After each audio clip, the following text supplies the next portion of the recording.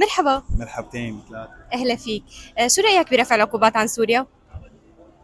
والله هي فرحة ما بدها، هي فرحة يعني خصوصي بعد السنين المؤلمة اللي عشناها 14 15 سنة يعني. فهي هلا الضوء اللي نور العتمة يعني المفروض. أكيد طبعا. حضرتك كشاب هون بسوريا كيف رح يختلف الوضع عليك؟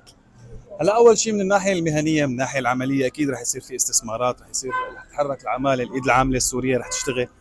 بس ينتعش يعني بس ينعاد الإعمار وتنتعش هاي المهن الحرفية، سواء عم نحكي على مستوى الديكورات، على مستوى البناء، على مستوى الكذا. فعليا هدول الفئه بس يشتغلوا رح يشغلوا كل العالم معهم. أكيد رح طبعا. يصير عندهم مردود، رح يفكروا انه يبلشوا بقى يظبطوا امور ببيتهم عائلتهم، سواء على مستوى الاكل، على مستوى الشرب، على مستوى الكماليات. أكيد. ايه يعني بتتحرك ان شاء الله. حضرتك متزوج؟ متزوج، ايه صار لي سنتين تقريبا. متزوج يعني ما رح نقول إنه صار فينا نتزوج.